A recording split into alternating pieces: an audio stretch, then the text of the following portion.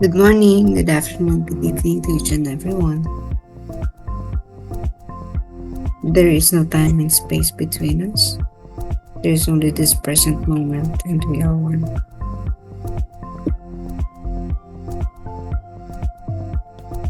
We now begin the diary reading from Notebook 3 of the Diary of Saint Faustina Kowalska. We are in diary entry number 1001. Thank you, O Lord, my Master, that you have transformed me entirely into yourself and accompany me through life's toils and labors. I fear nothing when I have you in my heart.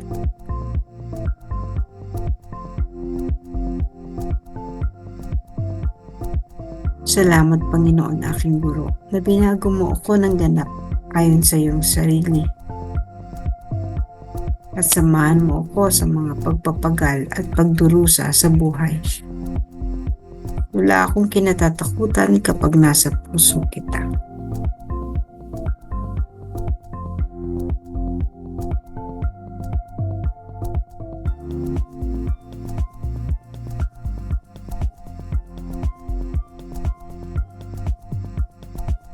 Thank you, Lord. Faustina was full of gratitude. Ang tingin niya, she was transformed. The Lord Jesus has transformed her entirely into himself. No? Ano ba si Jesus? What is Jesus? Jesus is the Lord who sacrificed his life for all of us. He is full of suffering. Punong-puno siya ng pagdurusa.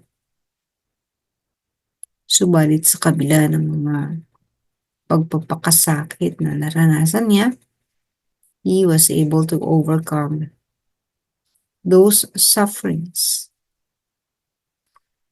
Ang tagumpay niyang yon ay tagumpay din ng maraming kaluluwa. And so when Faustina said that she was transformed entirely into yourself, ganon din siya, not exactly the same transformation as Jesus, because Jesus is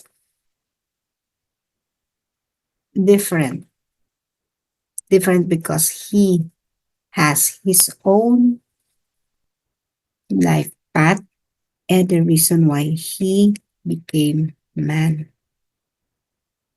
So magkaiba yun. Besides, ang iniligtas niya buong mundo, Faustina was only able to save certain souls. Marami, pero hindi ang buong mundo.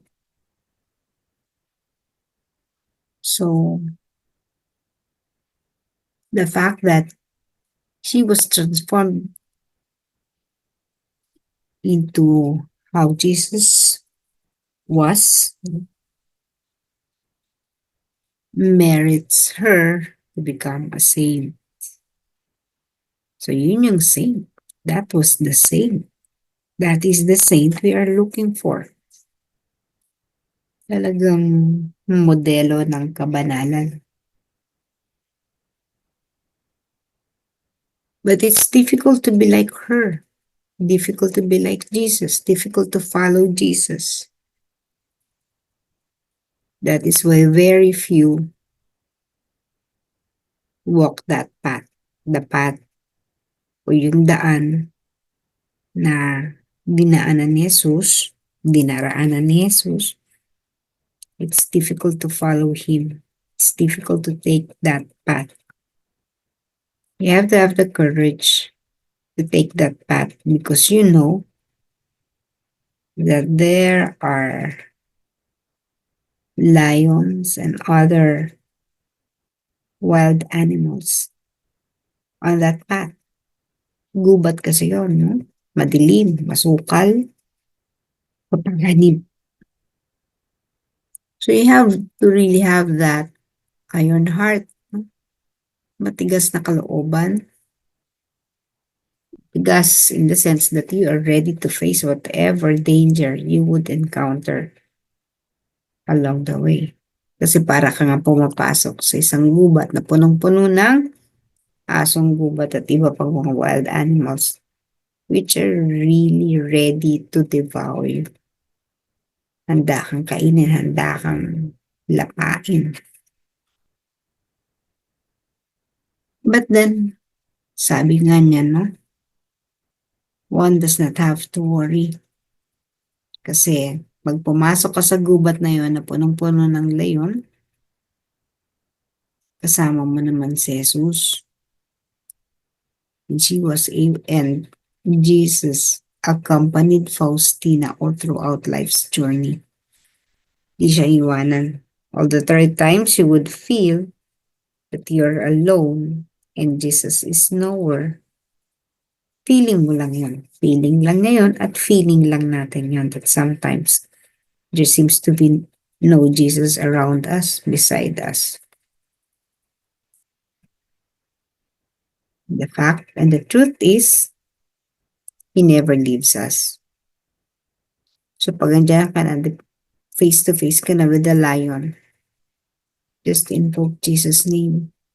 Siya yung haharap sa layon. He, Jesus, would defend us. Pagtatagumpayin na yan. Wala tayong mga laban na hinarap. Nahirap din ni Jesus na ang nagtagumpay ay ang Diablo.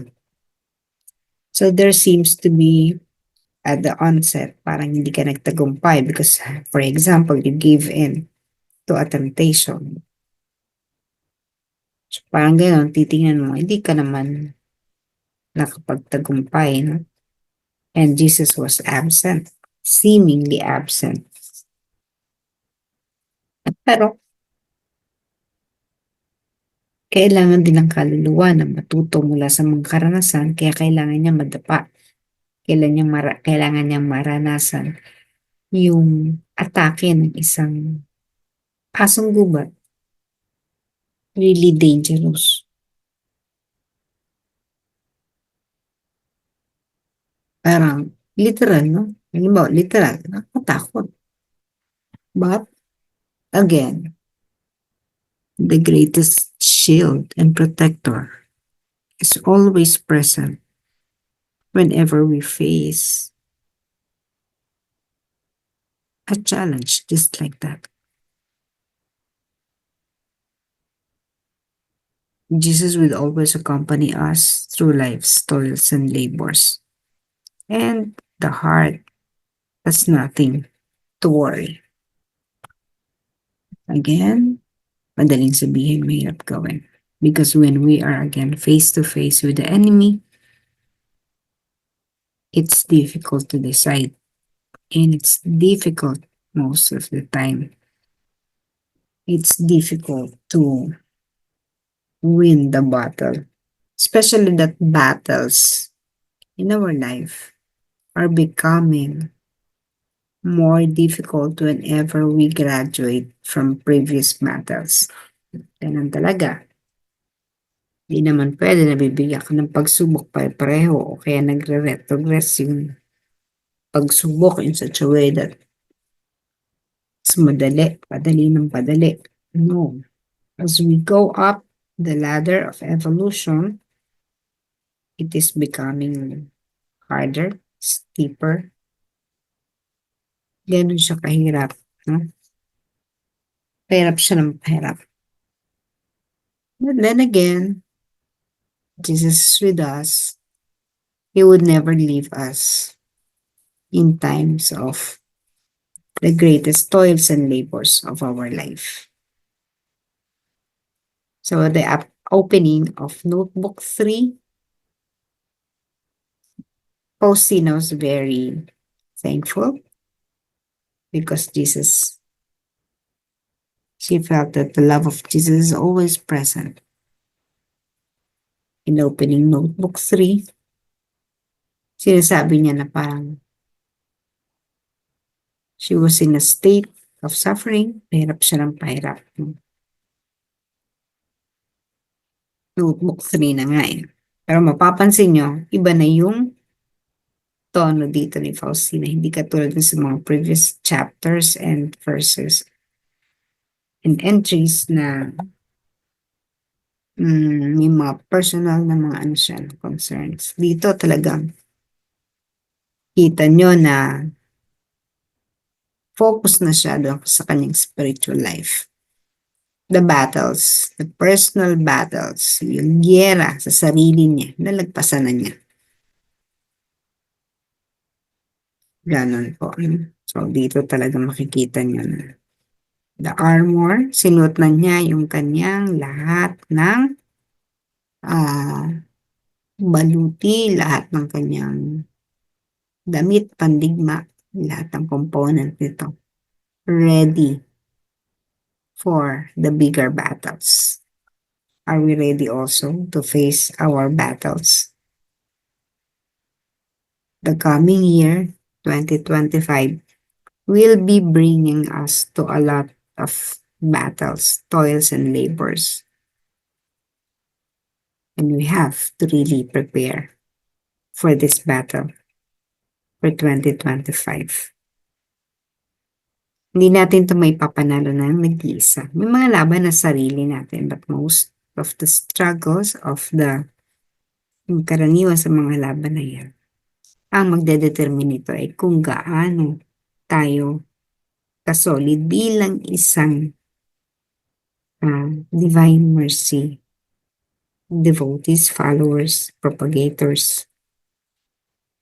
And we need to really prepare ourselves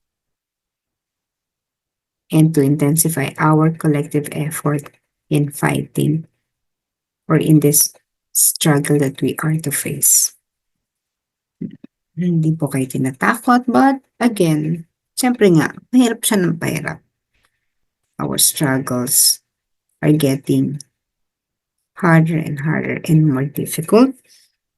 And then again, fear nothing, because Jesus is there always with us.